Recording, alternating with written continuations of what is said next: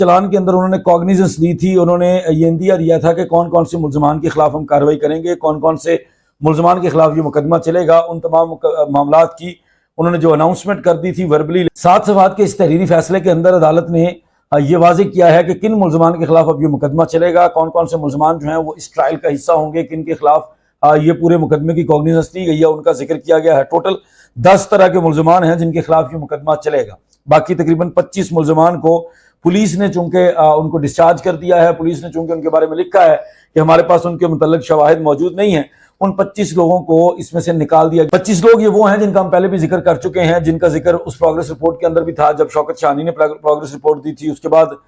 जो current IO हैं सईद हिंद, इनकी तरफ से भी एक प्रोग्रेस रिपोर्ट जारी की गई थी 1 अगस्त को, उसके अंदर भी इन लोगों का जिक्र था। उसके बाद चलान के अंदर भी हम इन लोगों की तफसील पढ़ चुके हैं, जिन लोगों को डिस्चार्ज कर दिया गया था, उन लोगों को निकाल दिया गया था कि इनके खिलाफ शवाहिद मौजूद नहीं है। लेकिन जो 6 लोग जिनको बेनिफिट दिया गया था, जिनको मफरूर करार देकर उनको निकालने की कोशिश की गई थी और उनको तलब नहीं किया गया था, उनसे मुतल्लिक ये कहा गया था कि हमें उनकी ज़रूरत नहीं महसूस हुई, इसलिए हमने उनको तलब नहीं किया। उन 6 मुल्जमान को अदालत ने इस मुकदमे का हिस्सा बना लिया है और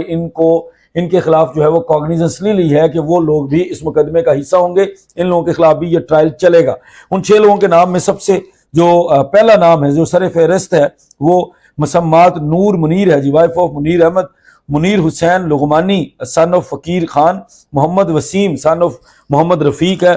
और खुरम महमूद, ये राय खुरम साहब हैं जी, वो जो लॉयर थे इनके, सन ऑफ मोहम्मद अफजल खरल। मोहम्मद आसिफ हैं जी सन ऑफ शमसुद्दीन। मोहम्मद उमर हैं जी सन ऑफ मोहम्मद जमील। इन लोगों के बारे में चूंकि पुलिस ने ये लिखा था कि ये मफरूर हैं और इनके लिए हम 512 का चलान दे रहे हैं, तो इनको भी अदालत ने इनके खिलाफ भी इस मुकदमे की कॉग्निजेंस ले ली है।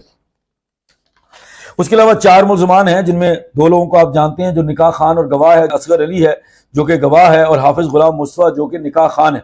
एक्यूज है वो जहीर अहमद है सन ऑफ मुनीर अहमद, और दूसरा एक्यूज है शबीर अहमद, मुनीर अहमद का बेटा ये भी, और जहीर का जो बड़ा भाई है। इन लोगों के खिलाफ ये जो 4 और 6 10 लोग हैं, इनके खिलाफ बाकायदा तौर पर अदालत ने ये ऐलान कर दिया कि हमने कॉग्निजेंस ली है। अब आपको कुछ चीज़ें मज़े की बताऊंगा जिस चीज़ के अंदर जो आप लोगों का पहले दिन से कंसर्न था, जिसके ऊपर आप लोग हमेशा बात कर रहे थे कि जो डॉक्यूमेंटेशन है, जो डॉक्यूमेंट्री एविडेंस है मेहदी अली काज़मी के पास बच्ची की बर्थ से रिलेटेड, उसकी अहमियत कहीं पर क्यों नहीं आती। 7 सफ़ात के ऊपर मुश्तमिल ये जो फैसला, उसका पैरा नंबर 7 और पैरा नंबर 10 जो है उसने तमाम उम्मीदों पर पानी फेर दिया है मुल्जमान की, और जो तमाम चीज़ें जो आप लोग समझते थे या जो लोग आप लोग चाहते थे, जो खासकर मुद्दई के हक में थी और कानून के मुताबिक होनी चाहिए थी, वो हो गई हैं। पैरा नंबर 7 के अंदर ये कहा जाता है, वो रीजंस दी जाती हैं कि क्यों, किस वजह से, कौन कौन सी चीज़ को, इस ऑफेंस को, कौन कौन सी दफ़ा को किस वजह से शामिल किया गया है। वो आप लोगों को पहले जो लैंग्वेज अदालत की लिखी हुई है उसको पढ़ के सुनाऊंगा, उसके बाद हम उसको कोशिश करेंगे कि आसान अल्फाज के अंदर भी, आसान जुबान के अंदर भी उसको सीख लें। इन view of the investigation conducted by the investigation officer and material available on record, it appears that investigation officer inserted section 363 PPC as victim was taken away from her natural guardianship parents without their consent। पहले दिन से जो 363 की हम आप लोगों के सामने जिक्र करते हैं, ये ऑफेंस है जिसकी 7 साल तक की सजा है। 364A के बारे में क्या कहती है अदालत कि as the victim who is under the age of 14 as per birth certificate documents available on record. अदालत ने अपने फैसले के अंदर ये क्लियर किया है कि हम 364A को इसलिए कॉग्निजेंस उसकी ले रहे हैं क्योंकि जो बच्ची के डॉक्यूमेंट्स हैं, बच्ची का इसके अलावा तो कोई और डॉक्यूमेंट अवेलेबल ही नहीं है रिकॉर्ड के ऊपर, तो जो बर्थ सर्टिफिकेट है जो वालिद के पास अवेलेबल है उसके मुताबिक बच्ची 14 साल के अंदर की है, अंडर 14 ईयर्स है, इसलिए हम 364A को इसके अंदर इंसर्ट किया गया है और हम उसकी कॉग्निजेंस ले रहे हैं। Was kidnapped for the purpose of lust, section 368 PPC कहता है जी कि as the accused persons knowing the fact that the victim is kidnapped but still wrongfully confined her with them at different places। जब 3 सूबों की police इनको ढूंढ रही थी, जब एक सूबे की आईनी अदालत बार बार हुक्म दे रही थी, उस वक्त जब ये बच्ची को छुपा रहे थे, जब ये बच्ची को जगह जगह रख रहे थे, बच्ची की लोकेशंस तब्दील कर रहे थे, बच्ची को अपने कई ठिकानों के ऊपर छुपा रहे थे, जहां पुलिस की रेड होती थी वहां से लेकर आगे चले जाते थे, तो ये 368 इसलिए लगाया जाता है कि जब आपको पता है कि ये बच्ची किडनैप्ड है, इसके लिए केस रजिस्टर है और आप उसको लेकर फिर भी घूम रहे हैं, जगह जगह उसको छुपा रहे हैं, तो उस वक्त आपके ऊपर 368 लगाया जाता है।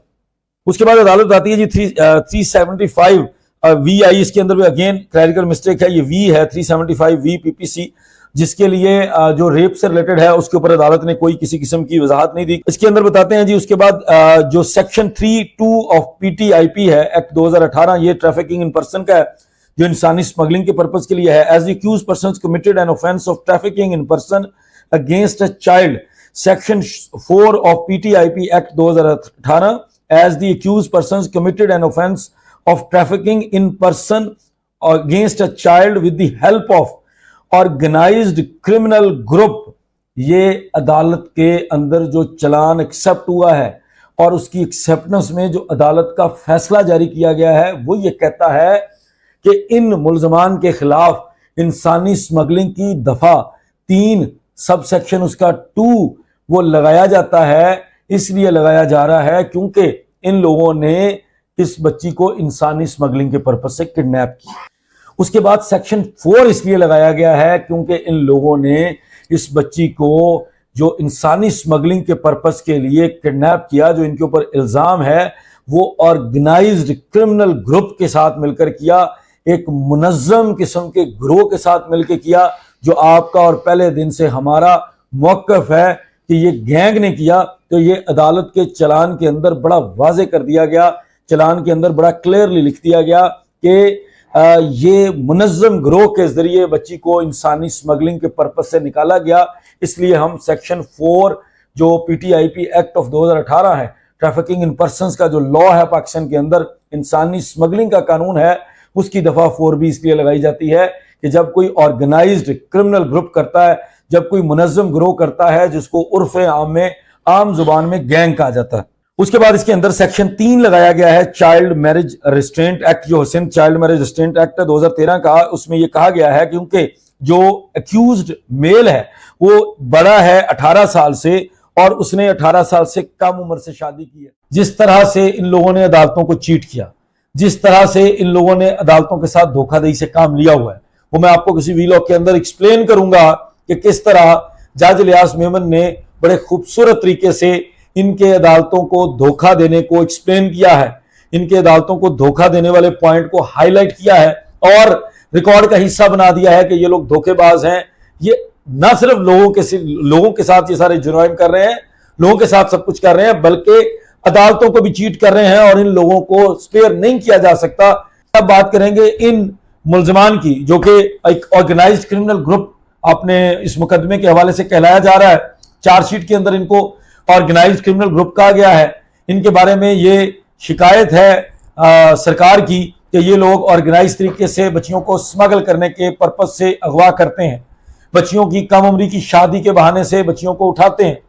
बच्चियों को उनके घरों से वरगला के बहला के फुसला के निकालते हैं। ये बच्चियों के साथ लस्ट पर्पसेस के लिए उनको अगवा करते हैं, ट्रैप करते हैं। ये बच्चियों को ये जानते हुए कि वो उनके नेचुरल गार्डियन के पास होनी चाहिए, उनको ढूंढा जा रहा है, उसके लिए मुकदमा दर्ज है, वो अगवा हुई है, वो मगविया है, ये जगह जगह छुपाते हैं। ये तमाम शिकायत हैं सरकार की जो इन मुल्जमान के खिलाफ है। इसलिए इनके बारे में जो मौक़िफ़ है वो उसी तरह का होना चाहिए जो इतने संगीन किस्म के मुल्जमान के खिलाफ, इतने संगीन किस्म के इल्जामात वाले मुल्जमान के खिलाफ होने चाहिए। अदालतों को गुमराह करते हैं, अदालतों को एज ए टूल यूज करते हैं, इसलिए इनको यह रिलीफ नहीं दिया जाएगा। लेकिन चूंकि अब पोस्ट ट्रस्ट बेल के अंदर जमानत तब्दील हो चुकी है, बाद इस गिरफ्तारी की जमानत बन चुकी है, और मैं हमेशा अपने वीलॉग्स के अंदर आप लोगों को बताता हूं कि कानूनी तौर पर हमारी प्रैक्टिस के अंदर हम ये समझते हैं कि प्री अरेस्ट बेल और पोस्ट अरेस्ट बेल के स्कोप में फर्क होता है। जो प्री अरेस्ट बेल का स्कोप होता है वो बहुत थोड़ा होता है, जो पोस्ट अरेस्ट बेल का स्कोप होता है वो थोड़ा ज्यादा होता है। अदालतें अपने जहन में ये चीज रखती हैं, अपने जुडिशियल माइंड को अप्लाई करने के साथ साथ ये चीज भी उनके जहन में होती है कि एक बंदा जो जेल में कुछ टाइम गुजार चुका है उसके लिए जमानत के अंदर नरमी होती है, जो बंदा जेल के अंदर अभी नहीं गया उसके लिए नरमी नहीं होती। एक ऑर्गेनाइज्ड क्रिमिनल ग्रुप जिसके खिलाफ ये ऑफेंसेस हैं कि उन लोगों ने एक बच्ची को 14 साल बच्ची को कराची से अगवा किया है, उसके साथ कम उम्री का निकाह किया है, उसको जान से मारने और लस्ट पर्पस के लिए अगवा किया है, उसको छुपाया है, नेचुरल गार्डियन से लेके गए हैं और इंसानी स्मगलिंग के पर्पस के लिए, मकसद के लिए उसको अगवा किया है। 28 साल के जी शबीर साहब हैं, 5 फुट 6 इंच इनका कद है, सेहतमंद है, जिसामत भी, सांवला रंग है, हल्की मूछें हैं, बाल स्याह हैं और उनका शनाख्ती का नंबर और मोबाइल नंबर दिया हुआ है। हालात जिंदगी है जी, मैं हवेली लखा सुबह पंजाब में पैदा हुआ। मेरे वालिद साहब ड्राइवरी करते थे। एक चीज मैं आप लोगों को पहले क्लियर कर दूं कि इसने अपने